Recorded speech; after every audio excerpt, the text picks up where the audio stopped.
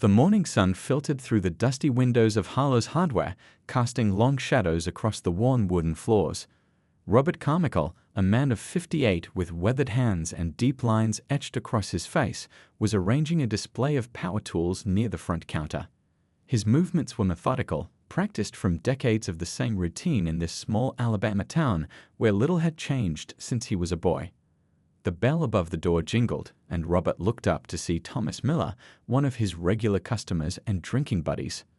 "Morning, Rob," Thomas called out, tipping his cap. "Hot as blazes out there today." Robert nodded, setting down a drill. "Gonna be a scorcher. What can I help you with?" "Just need some nails for the porch project," Thomas said, then lowered his voice. "Hey, did you hear they're putting one of them in charge of the post office now?" Robert's face darkened. He didn't need to ask who them referred to. He'd grown up in a time and place where such distinctions were made clear from childhood. His father, Vernon Carmichael, had been known throughout the county for his fierce opposition to integration in the 1960s and had passed those beliefs down to his son as surely as he passed down the hardware store. "World's going to hell," Robert muttered, reaching under the counter for Thomas's preferred nails without needing to be told the size. "My daddy would roll over in his grave." The Confederate flag hung in the window caught the breeze from the ceiling fan, gently swaying. Robert had put it up years ago, despite complaints from some townspeople and the mayor suggesting it might be bad for business. Robert didn't care. This was his store, his heritage, he'd argue. After Thomas left, Robert spent the afternoon doing inventory, occasionally glancing out the window as people passed by. The town had changed over the years, becoming more diverse as younger families moved in from bigger cities, drawn by lower housing costs. Robert kept to himself these days, uncomfortable with the changes. Most folks in town knew to avoid certain topics around him or just avoided him altogether. That evening, after closing up shop, Robert drove his old pickup truck toward home. He lived alone in the house he'd grown up in, on 5 acres of land at the edge of town. His wife, Beth, had left him 15 years ago, taking their daughter Lily with her to Atlanta. Lily, now 32, rarely called and visited even less. Their last conversation had ended in a shouting match when she brought her college roommate home, an Hispanic girl Robert had made uncomfortable with his comments and cold stares. "She just doesn't understand how things ought to be," he'd tell himself when the loneliness crept in at night. "World's different now, but that doesn't make it right." The radio played old country music as Robert drove, the familiar songs of comfort against the growing darkness. Outside his truck windows, the countryside rolled by, fields of cotton and corn, old barns leaning with age, and dirt roads leading to homes of people whose families had lived there for generations, just like his. His thoughts drifted to his childhood, when his father would take him fishing on Saturdays. Vernon Carmichael had been a hard man but fair in his own way, at least to those he considered his own kind. He taught Robert everything he knew about running the store, about cars, about knowing your place and keeping others in theirs. Robert had absorbed these lessons without question, the way a plant soaks up rainwater. The hardware store had been in the family for 3 generations. There was a time when it was the center of town life, when farmers and townspeople alike would gather then, not just to buy tools and supplies, but to exchange news and gossip. Robert missed those days when he felt like he belonged, when the world made sense to him. Now he felt like a stranger in his own hometown. The new mayor was pushing for community inclusion initiatives. The elementary school his daughter had attended now had teachers from all over the country, bringing new ideas that conflicted with everything Robert had been raised to believe. As he turned onto the long gravel drive leading to his house, he could see dark clouds gathering on the horizon. The weather report had mentioned possible storms overnight. Robert sighed heavily, feeling the weight of his years and his isolation pressing down on him. Little did he know that the approaching storm would bring more than just rain and thunder. It would bring a chance encounter that would challenge everything he thought he knew about himself and the world. The storm arrived faster than expected. By the time Robert finished his microwave dinner, rain was hammering against the windows of his old farmhouse. The weather report on TV warned of flash flooding in the county. Robert watched from his porch as lightning split the sky, counting the seconds before thunder shook the rafters. The storm was directly overhead now. His phone rang. It was Thomas. "Rob, you seeing this weather? Creek's rising fast behind my place." Yeah, it's coming down hard, Robert replied, watching sheets of rain fall from his gutters. You need help with sandbags? Nah, we should be alright unless it keeps up all night. Just checking you're good up there on that hill. After hanging up, Robert thought about turning in early, but something tugged at him, a feeling he couldn't explain. He'd always prided himself on knowing these back roads better than anyone. If the creek was rising, Old Man Wilson might need checking on. His place was down in the low area where the road often flooded.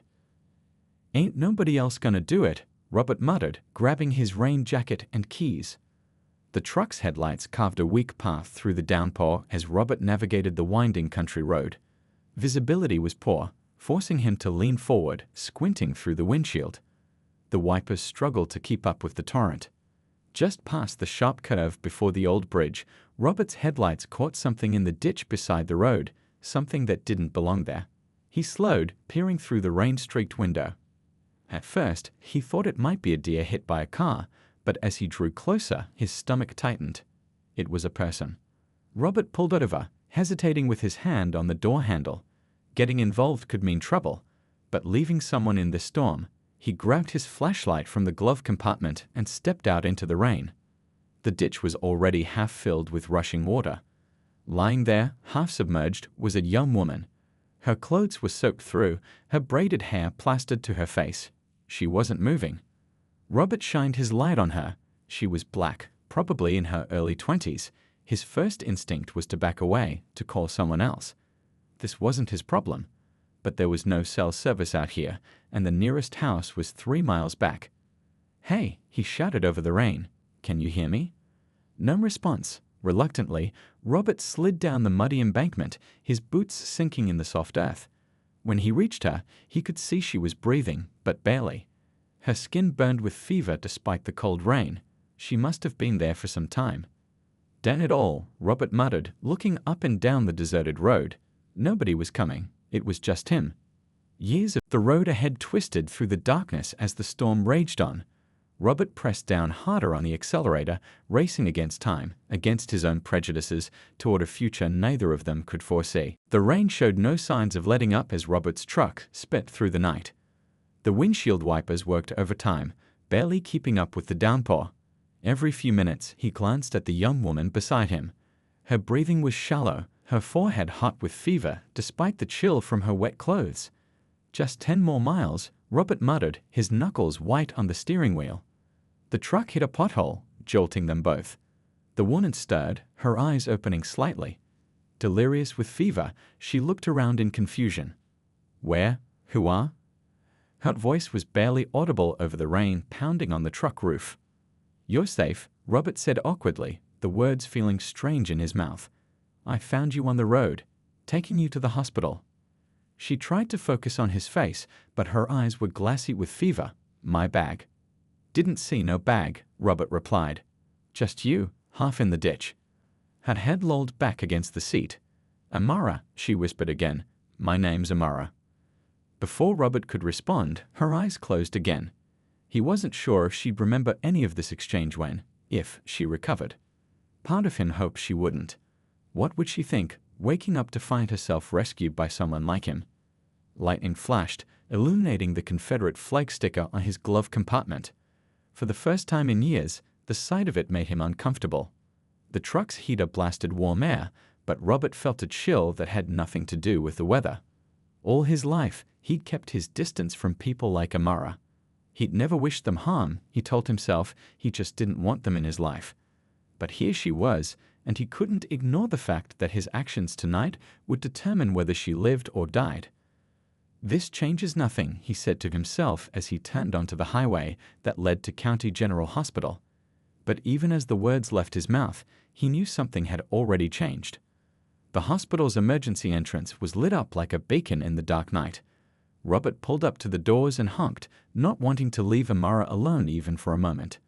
A security guard appeared, annoyed at first, then alert when he saw the unconscious woman. She needs help, Robert called out. Found her on Old Mill Road. Within seconds, medical staff rushed out with a gurney. Robert watched as gentle hands lifted Amara from his truck. Her thin frame looked even smaller on the hospital bed. What happened? a nurse asked as they wheeled her inside. Robert followed, dripping rainwater on the linoleum floor. Don't rightly know.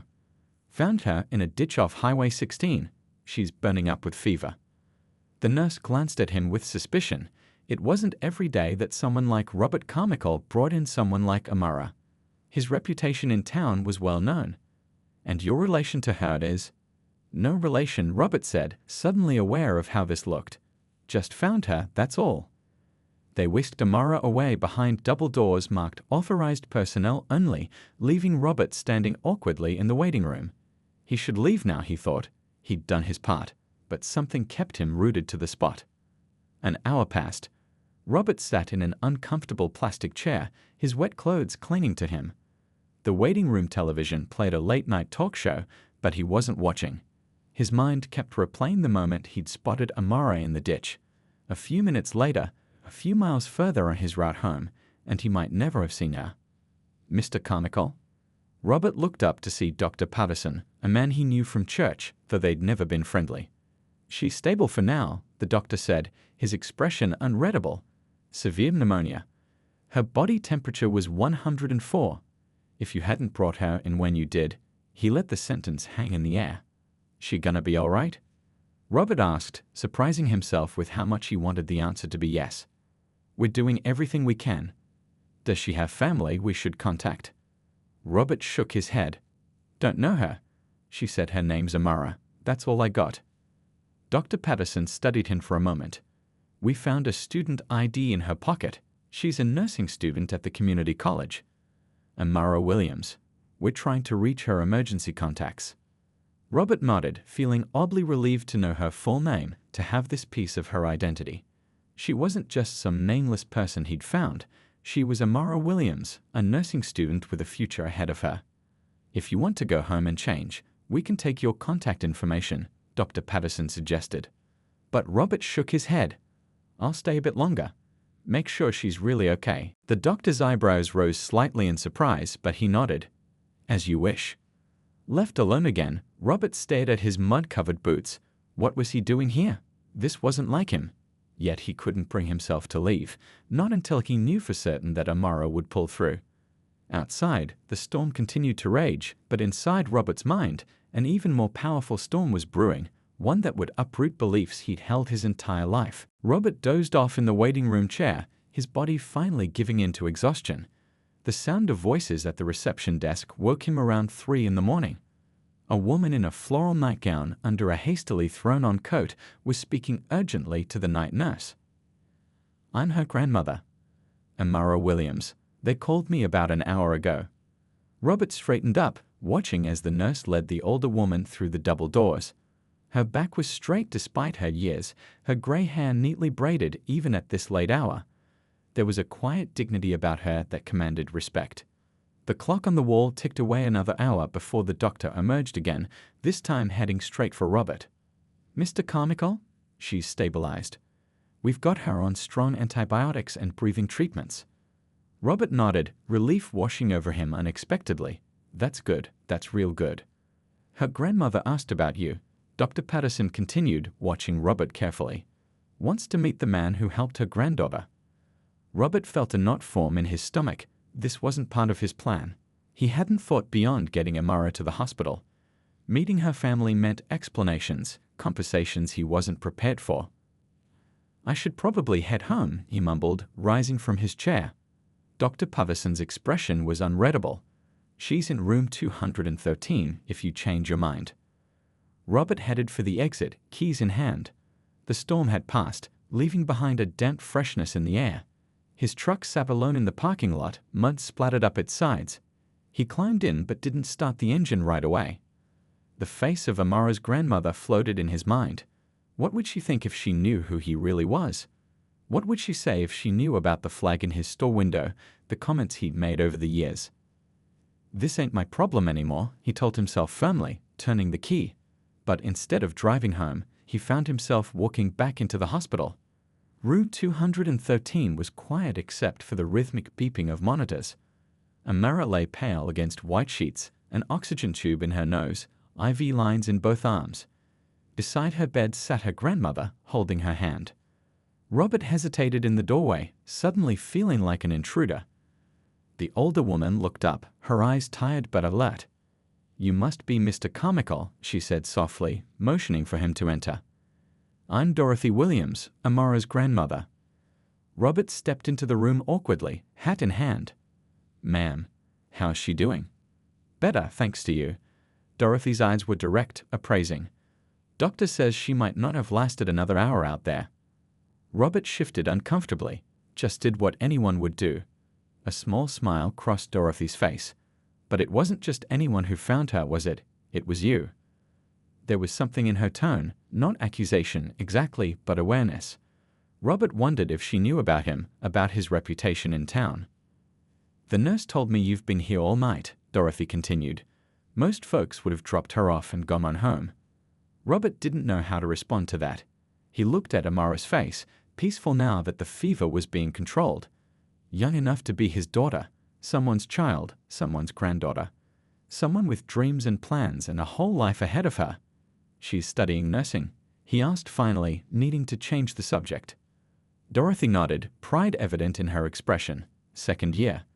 Works the late shift at the diner to pay for books. Always been determined, that girl, even as a little one." The conversation lapsed into silence. A nurse came in to check Amara's vitals, adjusting her IV drip. "Her car broke down," Dorothy explained after the nurse left. "She must have been trying to walk home when the storm hit. She's had asthma since she was little. The cold and wet, it must have triggered something worse." Robert remembered how light she'd felt in his arms, how fragile. "She woke up for a bit in the truck. Told me her name." Dorothy's eyes welled with tears. "Thank God you were there, Mr. Carmichael." The gratitude in her voice made Robert deeply uncomfortable. He didn't deserve it. He wasn't some hero or good Samaritan. He was just a man who'd done the bare minimum of human decency, and even that had been a struggle against his own prejudice. "I should go," he said abruptly, backing toward the door. "Mr. Carmichael," Dorothy called after him. He paused, hand on the doorframe. "Sometimes God puts people in our path for a reason, both ways round." Robert didn't answer. He couldn't. The weight of her words followed him down the hallway and into the early morning light. Sometimes God puts people in our path for a reason. As he drove home through the waking town, past familiar streets and shops just opening their doors, Robert felt like a stranger in his own skin. Something fundamental had shifted inside him, like the earth moving beneath his feet. Robert opened the hardware store later than usual that morning. He'd gone home to shower and change, but sleep wouldn't come. His mind kept returning to the hospital, to Amara lying there with tubes and monitors, to the grateful eyes of her grandmother. The morning crowd noticed something was off right away. Robert wasn't his usual self behind the counter. He seemed distracted, quieter. "Heard you had quite a night," Thomas said, leaning on the counter around mid-morning. Word traveled fast in small towns. "News sure gets around," Robert muttered, ringing up a box of nails. "Pete's wife is a nurse at County General. Said you brought in some colored girl you found on the road." Thomas lowered his voice.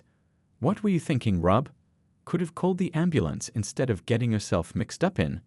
"She would have died." Robert cut him off, surprising himself with the sharpness in his voice. "Ambulance would have been too late." Thomas stared at him, taken aback by his tone. "Just saying, people are talking. Don't want you getting yourself in any trouble." After Thomas left, Robert stood behind the counter, staring at nothing in particular. People were talking. Let them talk. For once, he didn't care what anyone thought of him. Around noon, he flipped the open sign to closed and drove back to the hospital. He told himself he was just checking if Amara's car had been found, if she needed it towed to his cousin's garage. It was a flimsy excuse, and he knew it. At the hospital, Amara had been moved from the emergency ward to a regular room. Her condition had improved enough that the oxygen tube was gone, though the IV remained. When Robert paused in her doorway, she was awake, propped up slightly on pillows. Her grandmother dozed in a chair nearby. Amara's eyes widened slightly when she saw him. "You're the man who found me," she said, her voice hoarse but stronger than the night before. Robert nodded awkwardly, hat in hand once again. "Just wanted to see how you were doing. The doctors say I might have died if you hadn't found me when you did." Her dark eyes studied him with an intensity that made him uncomfortable. "Thank you." Robert shuffled his feet. Don't need no thanks. Anyone would have done the same. A small smile touched Amara's lips. But it wasn't anyone. It was you. The same words her grandmother had spoken. Dorothy stirred, waking from her light sleep. Recognition dawned on her face when she saw Robert. Mr. Carmichael, you came back. Just passing by, he said, though all three of them knew that wasn't true. A nurse entered with medication and a clipboard. Blood pressure's better today, she noted, checking Amara's chart. The doctor wants another chest x-ray this afternoon, but things are looking up. After the nurse left, an awkward silence filled the room. Robert cleared his throat. They'd find your car yet. Amara shook her head. My friend Darnell is looking for it. I remember pulling over when the engine started smoking, but not much after that. Robert nodded. Old Mill Road, about half a mile past the creek. There's a blue Honda pulled off there. That yours? Yes. Amara's face lit up. My textbooks are in there. And my wallet. I was so worried. I can have my cousin Walt take a look at it. He runs the garage in town. Dorothy's eyes showed surprise and something else. Assessment, as if she was seeing Robert in a new light. That's very kind of you. Robert shrugged, uncomfortable with gratitude. It's nothing.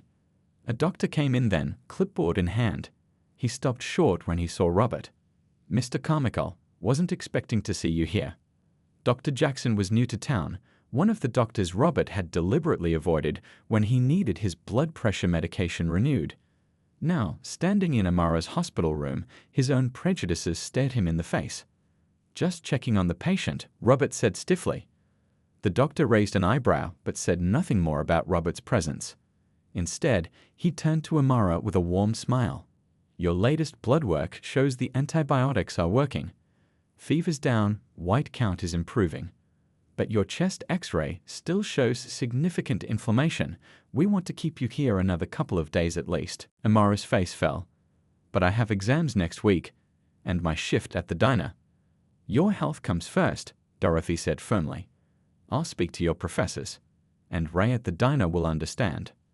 Robert listened to their conversation, feeling like an outsider yet strangely invested. Amara's life, her studies, her job, her worries, it all seemed so normal, so familiar. Not unlike his own daughter's concerns at that age. As the doctor left, Robert took a step toward the door as well. I should get going. Got the store to run. Mr. Carmichael, Amara called after him.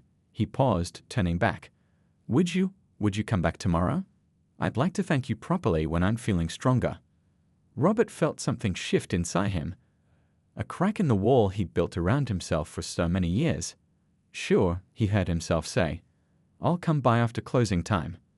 As he walked down the hospital corridor, Robert felt lighter somehow, as if he'd set down a heavy burden he hadn't even realized he'd been carrying. Word spread quickly through town. Robert Carmichael, whose family had been known for generations for their less-than-tolerant views, was visiting a young black woman at the hospital. Not just once, but daily. By the end of the week, the regulars at his store had plenty to say about it. Heard you're quite the hero now, Frank Miller said with a smirk as he paid for his plumbing supplies.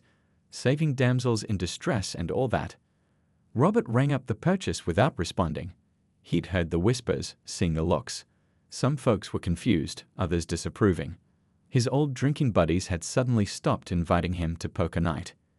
You gone soft in the head, Rob? Another customer asked when Frank left. Your daddy would have never got mixed up with those people. Robert slammed the cash register shut. My daddy ain't here, is he? And last I checked, I don't answer to you or anyone else in this town. The man backed away, surprised by the outburst from usually stone-faced Robert. After closing up shop, Robert drove once again to the hospital. He'd brought along Amara's textbooks from her car, which his cousin Walt had towed to the garage. The Honda needed a new radiator hose, nothing major. Over the past few days, his visits with Amara had grown longer. At first, they'd made awkward small talk about the weather, her car, the hospital food. But gradually, conversation had begun to flow more naturally. He learned she was the first in her family to go to college. She worked 2 jobs to pay for school, the diner on weekends, and a convenience store 3 nights a week. She wanted to become a nurse practitioner someday to serve rural communities where healthcare was hard to come by. Today, when he entered her room, Amara was sitting up in a chair by the window, looking stronger than she had all week. "Good news," she said, her smile lighting up her face. "Doctor says I can go home tomorrow." Robert set the box of textbooks on her bed. "That is good news. Brought your books from the car." "You didn't have to do that," Amara said, but her relief was obvious. "I was worried about falling behind." Dorothy came in with a cup of tea for her granddaughter. "Mr. Carmichael, perfect timing.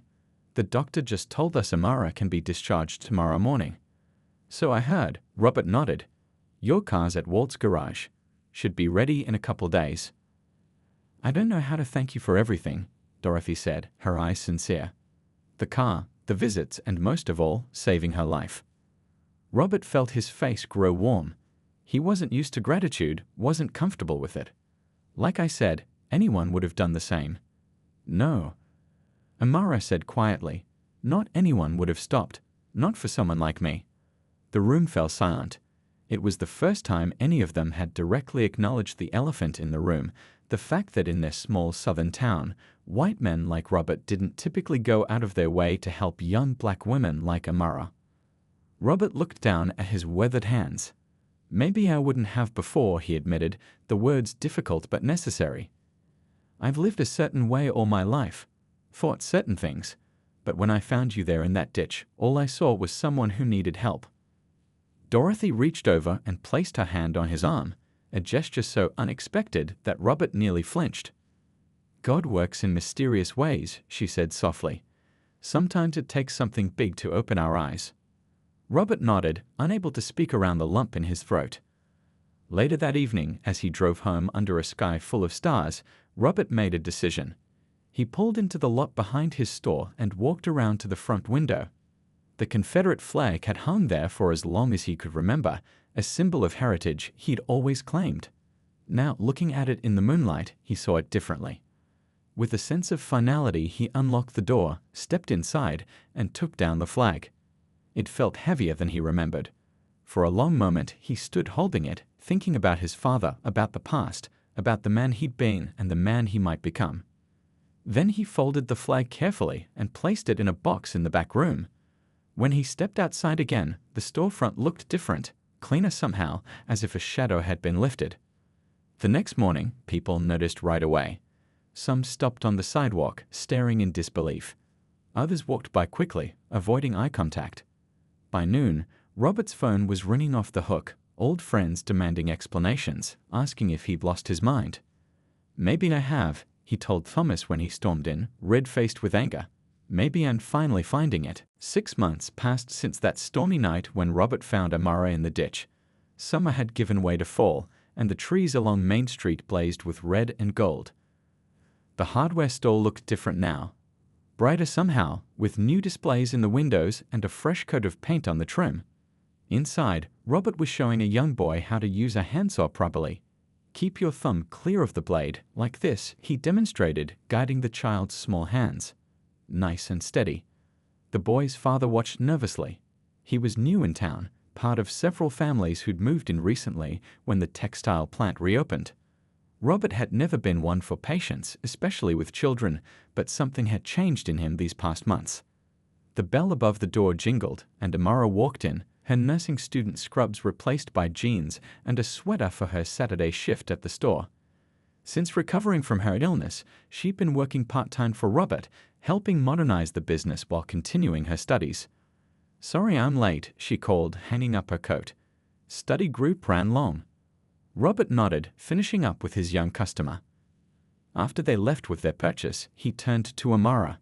"How'd your exam go yesterday?" "Passed with flying colors," she grinned, pride evident in her voice. "Top of the class." "Never doubted it for a minute," Robert said, and he meant it.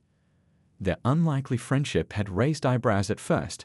Some of Robert's oldest customers stopped coming to the store. His invitation to the annual hunting trip was mysteriously lost in the mail. But for every person who turned away, someone new seemed to step forward. Dorothy had been the first to bridge the gap, bringing Robert a homemade pie one Sunday after church. Then came Pastor Wilson, stopping by to say how pleased he was to see Robert at services again after so many years. Slowly, tentatively, the community began to shift around them. The afternoon was busy with customers, and it wasn't until closing time that Robert and Amara had a chance to talk properly. "Did you decide about the workshop idea?" Amara asked as she counted out the register. Robert nodded, pulling a set of blueprints from under the counter. "Talked to the bank yesterday. Got approved for the loan to convert the back room." The plans showed a space redesigned for teaching, workbenches, tool storage, even a small kitchenette. Robert's idea was to offer free workshops for young people in the community, teaching skills that were no longer being passed down: carpentry, basic plumbing, electrical work. "We can start next month," he said, a hint of excitement creeping into his usually gruff voice. "Already got 10 kids signed up." Amara studied the blueprints, making suggestions here and there. That easy collaboration would have been unimaginable to the Robert of 7 months ago, the man who crossed the street to avoid people who looked like her, who kept the Confederate flag in his window as a statement of heritage. "You know," Amara said thoughtfully, "when I tell people how we met, they never believe me at first."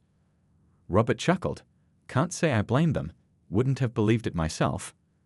A knock at the glass door interrupted them. A woman from the local newspaper stood outside, notebook in hand.